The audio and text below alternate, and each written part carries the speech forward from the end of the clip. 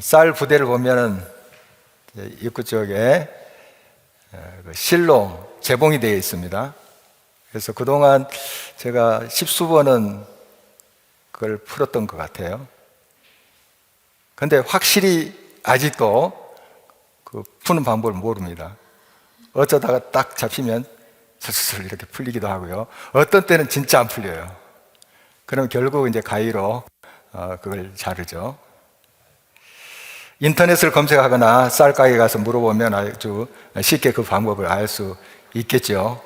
그러나 자주 있는 일도 아니고 또 그렇게 중요하다 이렇게 생각되지 않아서인지 또 지나칩니다. 잊고 삽니다. 그러다 똑같은 상황을 만나는 것이죠. 이번에 이제 설교 준비를 하면서 한번 검색해 봐야 되겠다 해서 그동안 제가 이 쌀 부대 실밥을 푸는 그 시도를 한 이래로 처음으로 이제 검색해 봤습니다. 쉽더라고요. 아주 간단해요. 아주 간단한데 아직 실행을 못해서 장담 못합니다. 어쨌든 좀 그 설명을 들어보니까 할 수 있을 것 같아요. 나중에 알려드릴게요. 뭔가를 안다는 것은 참 유용합니다. 더 힘이 돼요. 아는 만큼 보인다. 또 프란시스 베이컨이 아는 것이 힘이다 이런 말도 했죠. 그런데 알아도 그만, 또 몰라도 그렇게 불편하지 않는 게 있어요. 그러나 꼭 알아야 될 것이 있어요. 반드시 알아야 될 것이 있어요. 그건 아주 중요하기 때문에 그렇습니다. 우리의 생명과 또 영혼의 행복과 관련되어 있기 때문에 그래요. 이건 반드시 알아야 돼요. 자, 그게 뭘까요? 여러분이 지금 생각하고 있는 그것입니다. 하나님을 아는 것. 하나님을 아는 것. 그래서 반드시 아셔야만 되는 것입니다. 오늘 하나님께서 우리에게 주신 말씀 통해서 하나님을 아는 일에 관심이 없는, 그래서 하나님을 알려고도 하지 않고 하나님을 좀 무시하는 그런 삶의 비극이 어떤 것인지, 어떤 결과들이 있는지 또 살피고, 또 우리가 하나님의 알미에 천착할 때 그게 얼마나 우리의 삶에 힘이 되고 능력이 되고 기쁨이 되는지 한번 말씀을 통해서 만났으면 하는 것입니다. 사람은 무언가 혹은 누군가를 믿고 삽니다. 하다못해 자기의 주목을 믿고 사는 사람이 있습니다. 우리 크리스천은 하나님을 믿는 사람들입니다. 이 믿음은 하나님의 자기 계시에서 옵니다. 이 계시라는 말, 보여준다, 밝히 드러낸다 이런 뜻이죠. 하나님이 당신을 우리에게 보여줍니다. 계시해 주십니다. 그래야 할 때 우리가 그 하나님을 보고 아는 것이죠. 그래서 우리가 많이 듣는 것입니다만은 하나님의 계시는 크게 두 가지예요. 자연 계시와 특별 계시입니다. 특별 계시는 하나님께서 특별하게 우리에게 주신 성경 말씀으로 하나님이 우리를 향해서 자신을 보여주시는 거예요.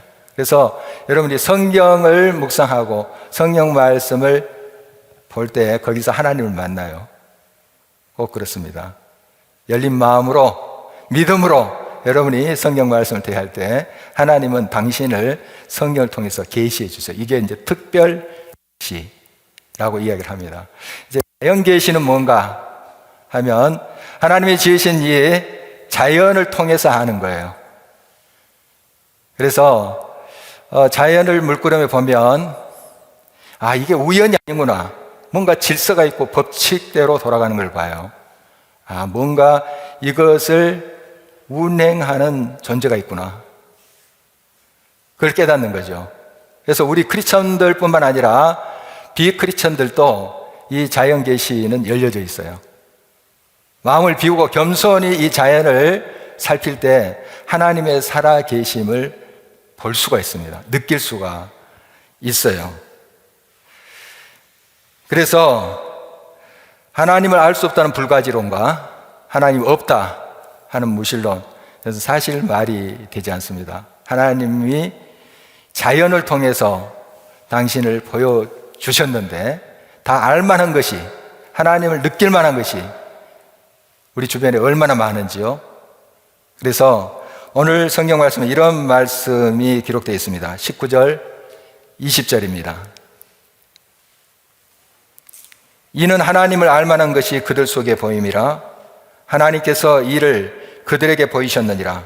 창세로부터 그의 보이지 아니하는 것들 곧 그의 영원하신 능력과 신성이 그가 만드신 만물에 분명히 보여 알려졌나니 그러므로 그들이 핑계하지 못할지니라. 내 하나님 모른다, 알 수 없다, 핑계하지 못하는 거예요. 분명히 이 창조 세계에 하나님의 숨결이 있어요.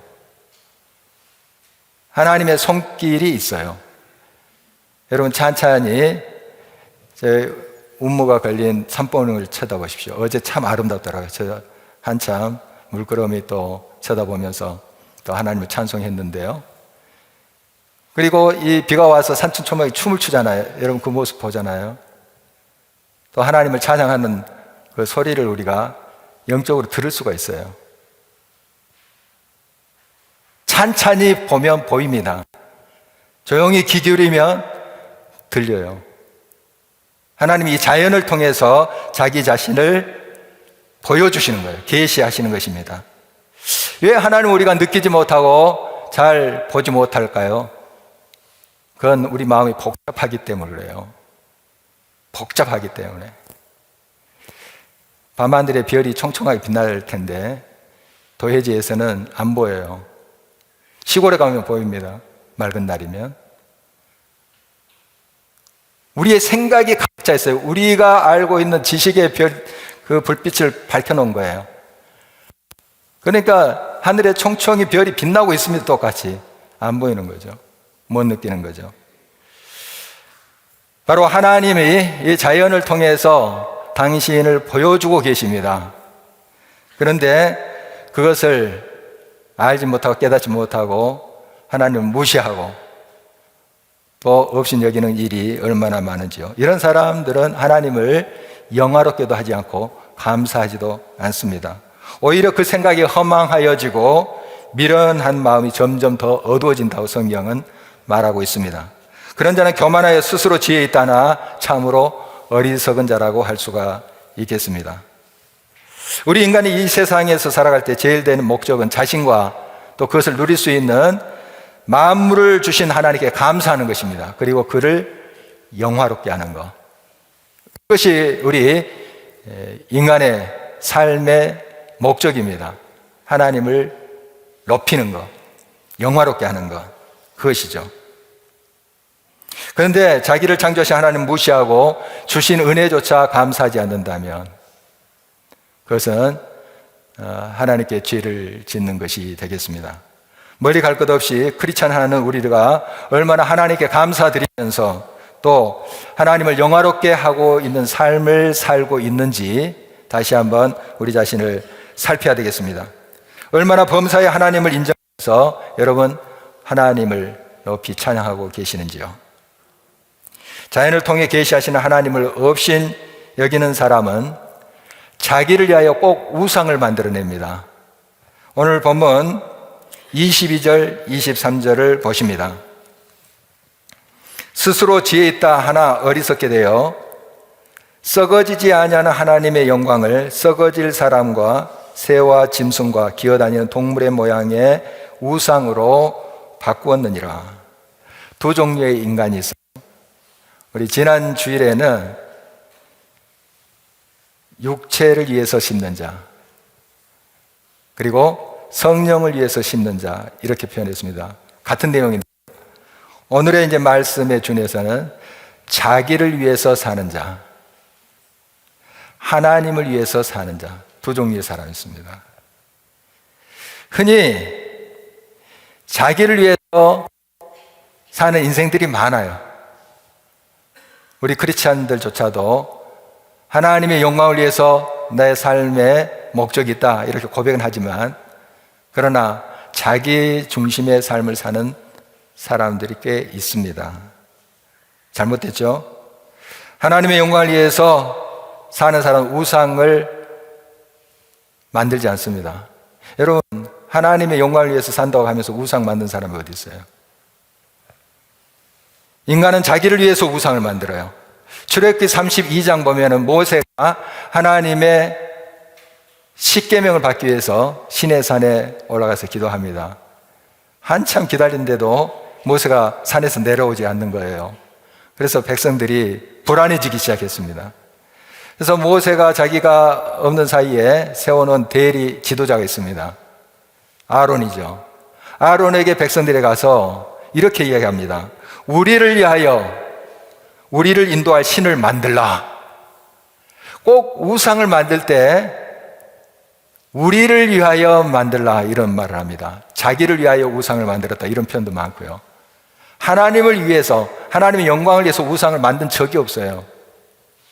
자기를 위해서, 인간의 욕심, 그것을 위해서 우상을 만든다는 것이죠. 그래서 이 아론이 다들 금부치를 가지고 오라 해서 금송아지를 만들지 않습니까? 그 앞에서 부어라 마셔라 난리법석을 떱니다. 그리고 절하기도 하고요.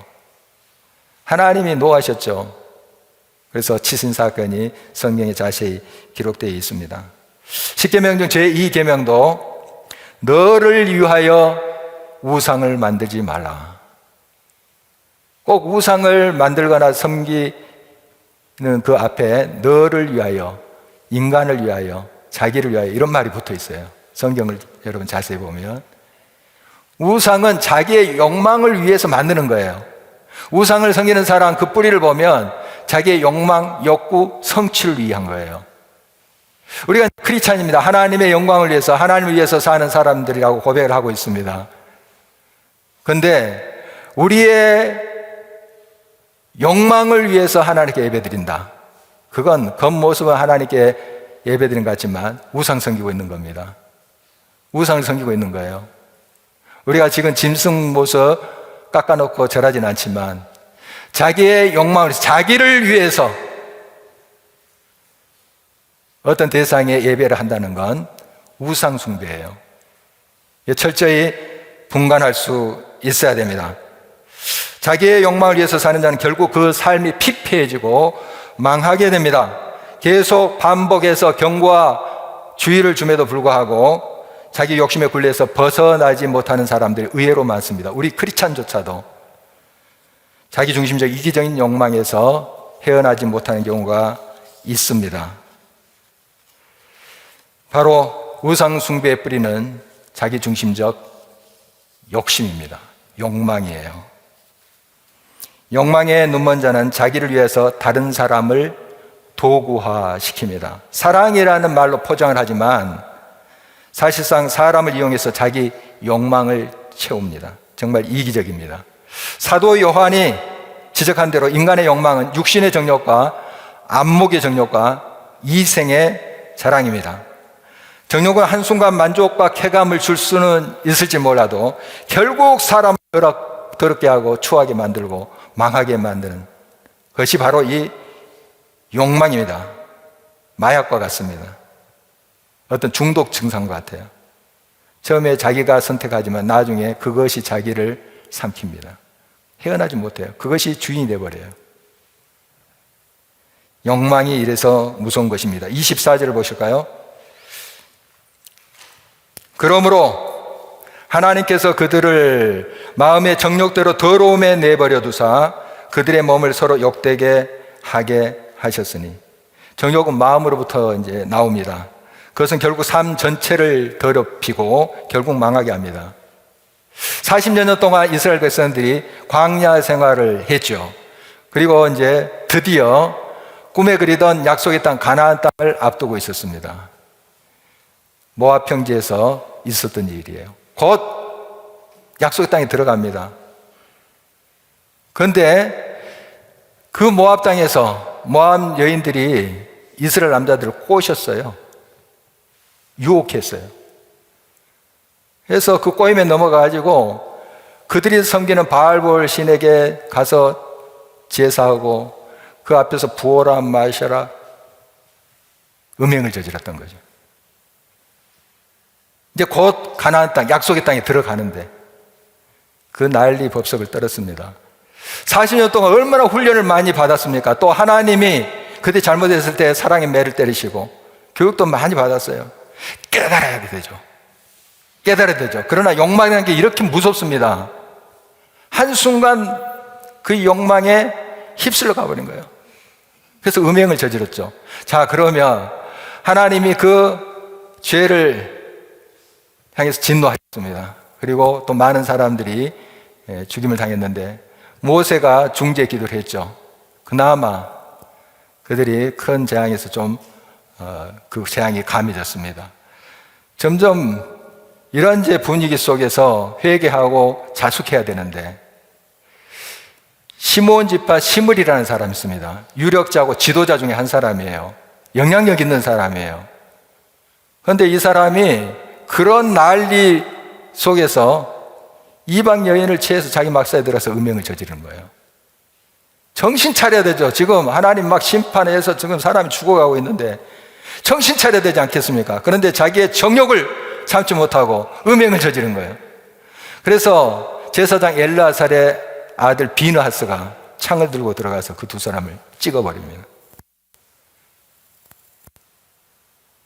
그래서 하나님의 진노가 멈췄다 하는 기록을 우리가 민수기 25장에서 만날 수가 있습니다. 정말 무서운 일이죠. 이 정욕이라는 것, 욕심이라는 건 바이러스보다 무섭습니다.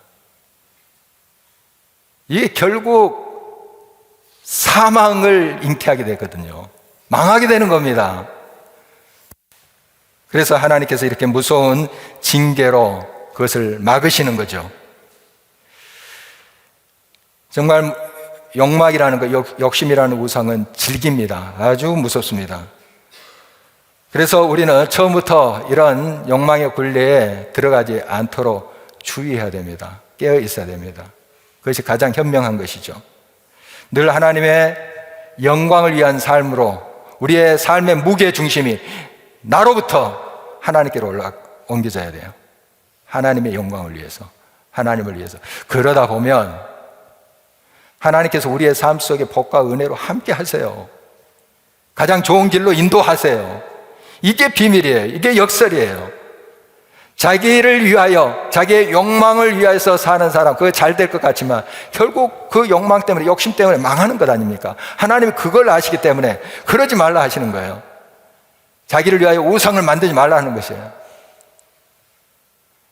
하나님만을 바라보는 것이 생명이고 그것이 복과 은혜의 길이란 사실을 하나님이 아시기 때문에 그러신 것이죠. 욕망과 더불어 우상 숭배의 뿌리가 하나 더 있습니다. 그것이 거짓입니다. 28절 말씀을 주목하십니다. 이는 그들이 하나님의 진리를 거짓 것으로 바꾸어 피조물을 조물주보다 더 경배하고 섬김이라. 주는 곧 영원히 찬송할 이시로다. 아멘. 이 자기 중심적 욕망과 거짓은 긴밀하게 연결되어 있습니다. 자기 욕망을 채우는 자의 특징이 거짓말을 잘합니다. 속여요. 그래서 자기의 목적을 달성하는 거죠. 눈에 빤히 보이는 그 검은 것도 희다고 믿게 만들어버려요. 대단한 언변입니다. 거기에 넘어가는 사람들이 있어요. 나는 절대 안 넘어가, 그거 말도 안 돼 하는 사람이 넘어갈 확률이 더 큽니다. 이단 사상들 보십시오. 또 말 잘하는, 언변을 잘하는 그런 장사꾼들 보십시오. 사기치는 사람들 보세요. 여러분 알면서도 넘어갑니다. 그냥 믿고 있어요. 유쾌한 일이 결코 아니지만 우리 교회도 그런 자들이 몇 명 거쳐갔습니다. 이들은 딱 잘라 거절하거나 또 싫은 소리를 잘 하지 못하는 그런 착한 성도들에게 접근해요. 그래서 유혹합니다. 거짓말로 속입니다. 사람은 진리보다 거짓에 더 매력을 느끼는 성향이 있습니다. 속이는 자는 이런 심리를 잘 이용하죠. 그래서 사람들을 유혹하고 우리 믿는 사람들조차도 수렁에 빠지게 합니다. 경계해야 됩니다. 늘 우리가 하나님의 진리의 말씀에 깨어 있지 아니하면 우리 역시 넘어갈 수 있다. 뻔히 알고 속아 넘어갈 수 있다 하는 거 여러분 기억하셔야 될 것입니다. 우상에 뿌린 자기 중심적 욕망과 거짓은 하나님의 진리에서 떠나 있는 자의 특징입니다. 하나님을 알고 언제나 그 앞에서 행하는 자는 욕망과 거짓의 노예가 되지 않습니다. 그러므로 우리는 하나님을 알 때 힘써 알아야 돼요. 이 자연계시를 통해서 또 특별히 신 성경 말씀을 통해서 힘써 알아야 됩니다. 우리가 하나님을 알고 하나님이 계시다는 걸 알면 어떻게 우리의 욕망대로 살아요? 어떻게 우리가 다른 사람을 향해서 거짓말을 해요? 할 수 없죠. 우리가 욕망대로 자기의 욕심을 채우는 삶을 산다는 것, 그것을 이루기 위해서 다른 형제 자매들에게 거짓말하고 아픔을 준다는 것, 하나님 모르기 때문에 그렇습니다. 하나님의 앞에 내가 행한다는 것을 알고 있는 사람이 어떻게 그런 일을 하겠습니까? 여러분, 하나님을 아는 것이 진정 여러분의 생명과 삶의 복의 통로인 것입니다. 하나님을 알 때 힘써 알아야 되겠습니다. 그래서 우리는 다시 한번 호세아 선지자의 외침에 귀를 기울여야 되겠습니다. 호세아서 6장 3절입니다. 그러므로 우리가 여호와를 알자, 힘써 여호와를 알자. 그의 나타나심은 새벽빛같이 어김없나니 비와 같이 땅을 적시는 늦은 비와 같이 우리에게 임하시리라 하니라. 하나님 위에서 사는 자, 하나님 알기에 힘을 씁니다. 이 생각만으로 나는 하나님의 영광을 위해서 살래 하고 그쳐서는 생각은 그렇게 하지만 우리의 삶에 그 힘이 없어요. 그대로 휩쓸려 갑니다. 힘이 없으면 세류에 휩쓸려 가는 거예요. 똑같이 우상의 가치관으로 사는 거예요. 여러분, 하나님을 아는 것이 힘입니다. 하나님 힘써 아십시오. 이 알면 만남이에요. 체험이에요. 하나님과 늘 교제하시기 바랍니다. 그래서 계속 말씀 묵상 강조하는 거예요. 기가 닳도록 매일매일 이 하나님을 알만한 것이 매일 새벽빛같이 온다고 호세아는 말하고 있습니다. 매일 새벽빛이 오잖아요. 여러분, 매일 하나님과 교제하십시오. 말씀 속에 거하십시오. 그것이 힘이에요. 말씀을 통해서 우리가 하나님을 만나는 거예요. 하나님을 체험하는 것입니다. 그게 여러분의 삶을 붙잡아 줍니다. 삶을 온전케 합니다. 그 진리의 말씀이 여러분을 참된 자유로 인도하십니다. 그러나 자기를 위해서 사는 이 우상숭배의 삶은, 그것은 노예가 되는 것입니다. 처음에는 쾌감을 느끼고 즐거움이 있을지도 몰라요. 그 욕망을 따라서, 정욕을 따라서 살면. 그러나 여러분 아시지 않아요? 그게 우리를 휘어잡아 버립니다. 결국 망하게 해요. 하나님을 아는데 힘을 써야 되겠습니다. 진리를 알면 그 진리가 우리를 자유케 합니다. 그리고 우리 자신을 하나님 안에서 놔버리면 넉넉해져요.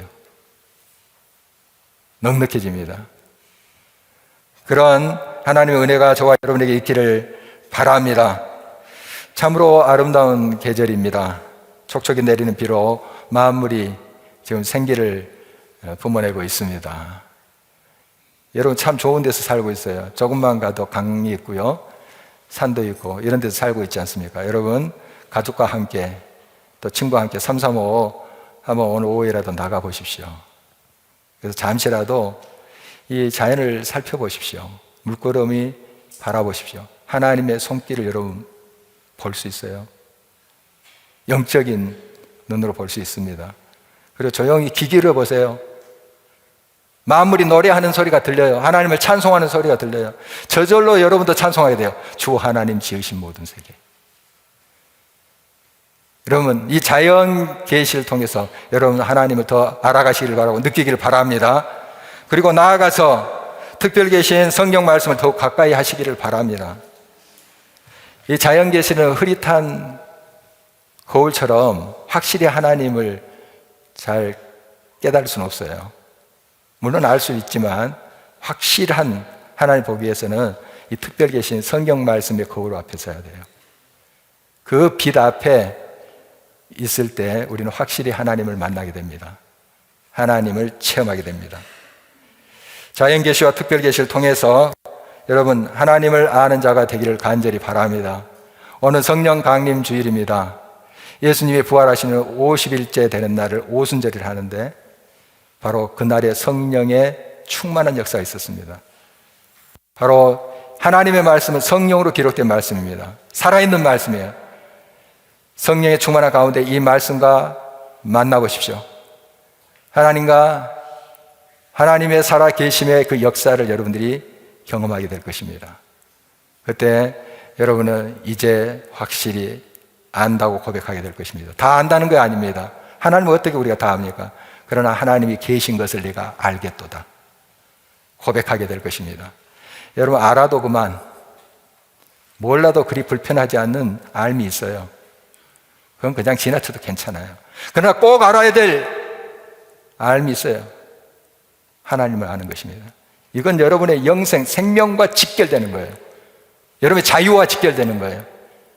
여러분의 삶의 풍성함과 직결되는 거예요. 하나님 말대 힘써 알아가시는 저와 여러분 되시기를 주의 이름으로 축원합니다. 우리 함께 일어나셔서 찬송하도록 하겠습니다.